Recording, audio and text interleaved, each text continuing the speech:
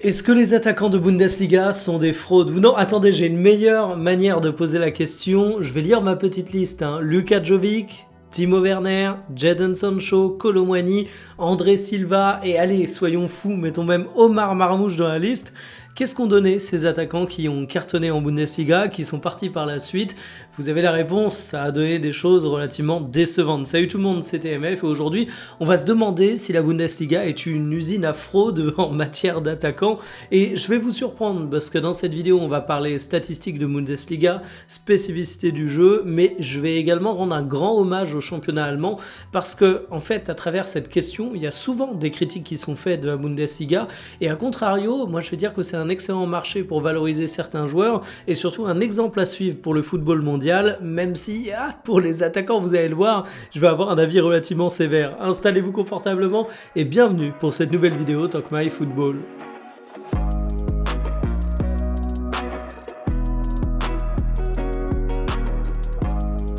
La Bundesliga est un championnat ouvert. J'ai été chercher quelques statistiques et honnêtement, c'est un bordel incommensurable parce que finalement, j'ai trouvé autant de stats que de sources. On a par exemple un post qui a été fait par beIN Sport, donc ce qui peut être jugé comme relativement fiable, assez récent.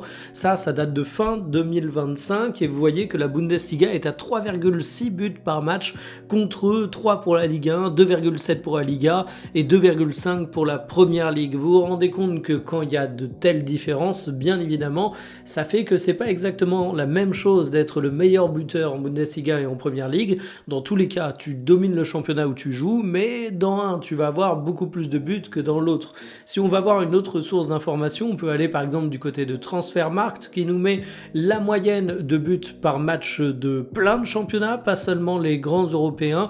Il y a plein d'autres statistiques et là aussi la Bundesliga ressort avec un nombre assez hallucinant de 3,27 buts par match contre une Ligue 1 légèrement devant la Première Ligue à 2,84 contre 2,80. Honnêtement, les chiffres exacts, je vais vous le dire franco, on n'en a rien à faire.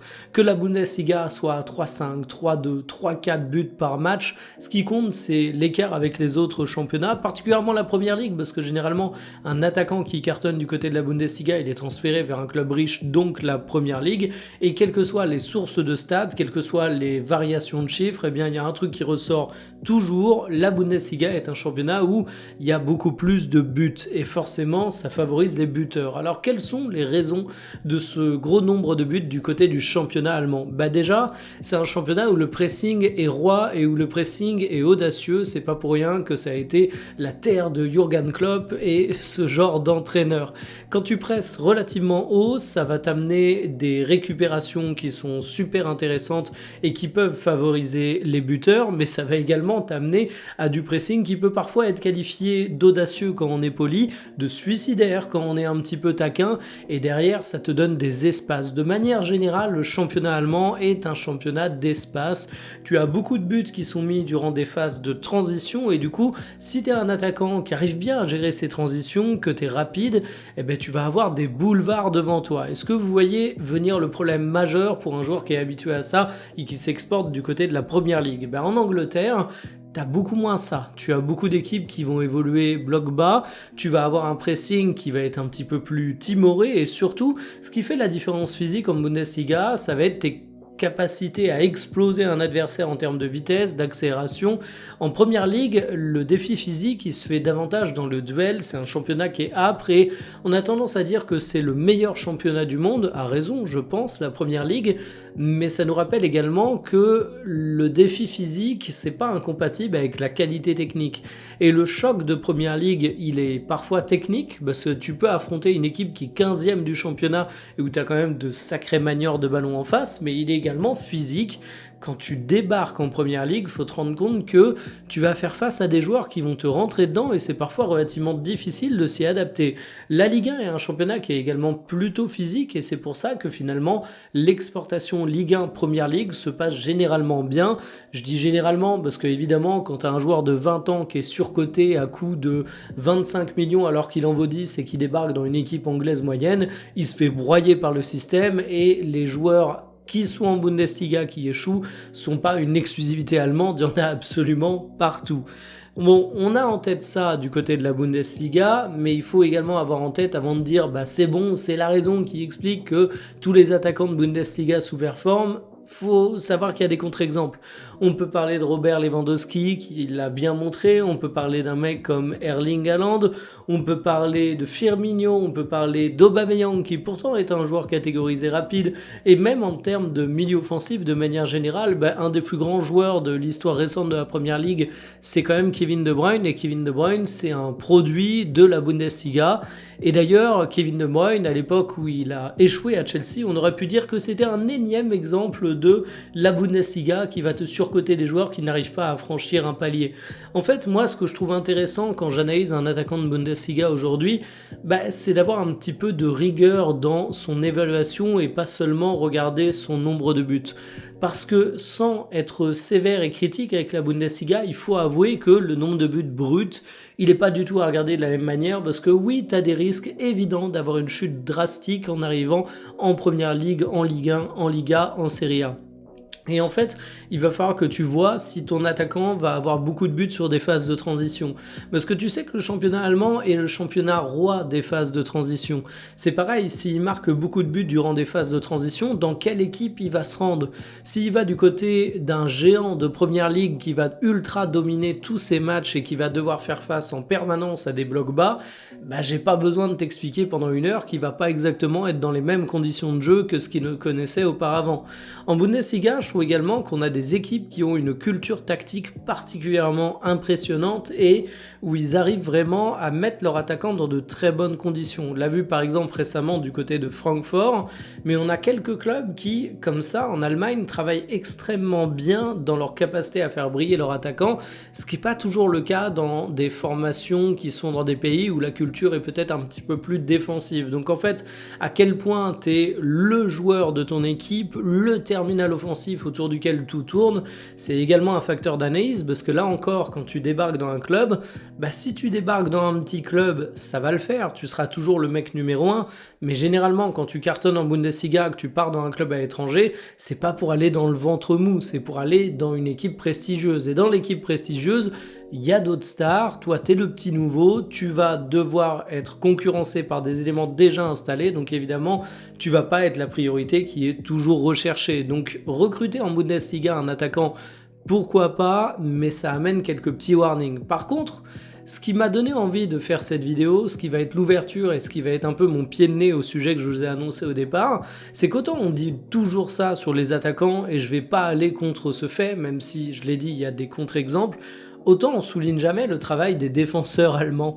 Parce qu'en fait, tout ce qu'on dit sur les attaquants, on peut l'inverser pour les défenseurs. Si tu es un défenseur capable du côté de la Bundesliga, ça veut quand même dire que tu es un défenseur qui se retrouve régulièrement pressé. Alors il faut être capable d'avoir du sang-froid, il faut être capable d'avoir une bonne qualité technique, balle au pied pour faire peu d'erreurs, parce que sinon ça amène immédiatement des buts. Quand tu es un défenseur de Bundesliga, tu te retrouves souvent dans des phases de transition où tu vas devoir gérer des 1 contre 1, voire parfois des 1 contre 2, c'est une dinguerie, et quand tu arrives à être un bon défenseur en Allemagne, je suis relativement persuadé que tu peux être un bon défenseur à peu près partout. Ensuite, la deuxième chose à dire, c'est que cette spécificité du football allemand, c'est un choix. Alors, un choix est plus ou moins conscient, plus ou moins volontaire, il y a toute une dimension culturelle. C'est pas tous les matins les entraîneurs de Bundesliga qui font une réunion Zoom et qui se mettent d'accord sur le fait qu'ils vont ouvrir le jeu, mais ça reste quelque chose qui est dû à une spécificité de la Bundesliga et qui n'est pas dû à une incompétence des défenseurs ou à des coachs qui auraient aucune appétence pour l'équilibre. Et ça, je trouve que c'est un choix qui est payant, parce qu'on a beaucoup tendance à critiquer les attaquants de Bundesliga, mais dans le même temps, on va aller se toucher sur l'affluence des stades allemands. À un moment, le lien de causalité, vous l'avez déjà sûrement remarqué, il est plutôt évident. Oui, avoir un championnat où tu as des équipes qui ouvrent un petit peu le jeu, ça te donne davantage envie d'aller au stade. Parce qu'on peut dire ce qu'on veut, mais généralement, même s'il y a des très bons 0-0, quand un match fait 4-3, on a tendance à se marrer un petit peu plus, même en tant qu'observateur neutre.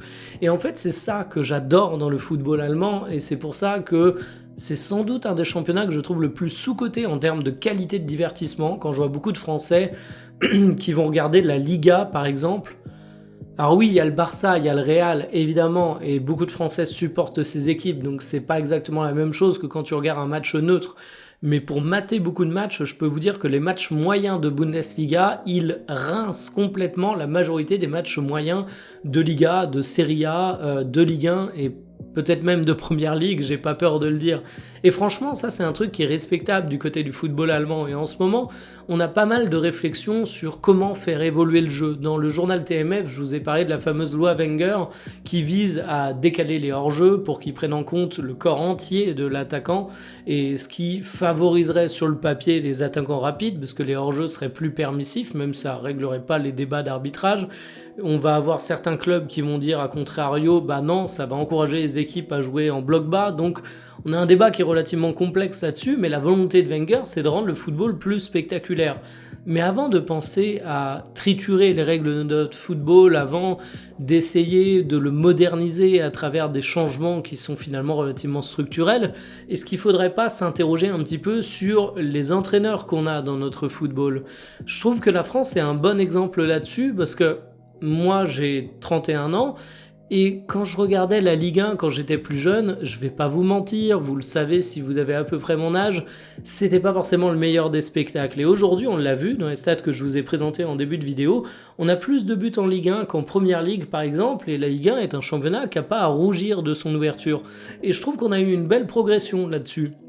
Alors ça a été amené par un renouvellement générationnel, on a des jeunes coachs en France aujourd'hui, ça a été amené par également une culture qui s'est un peu plus ouverte. Aujourd'hui, c'est assez courant d'avoir des entraîneurs étrangers sur les bancs de Ligue 1 et les entraîneurs qui baignaient dans la culture française reproduisaient un petit peu ce schéma. C'est différent de la nouvelle vague des entraîneurs français, on en voit aujourd'hui beaucoup qui sont très joueurs, mais à une époque il fallait mettre un truc en place pour casser le cercle vicieux et je trouve que la France l'a très bien fait.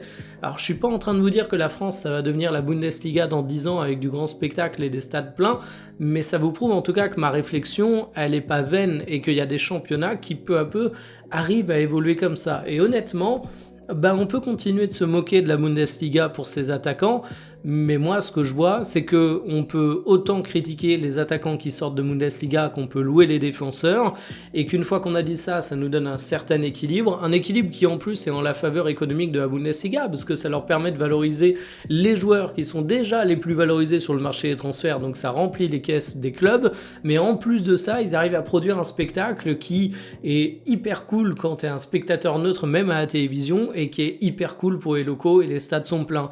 Donc bravo la Bundesliga, moquons-nous autant qu'on veut de leurs attaquants, mais eux, ils ont tout compris, tout simplement. Sur ce, je vous dis à demain pour une prochaine, salut.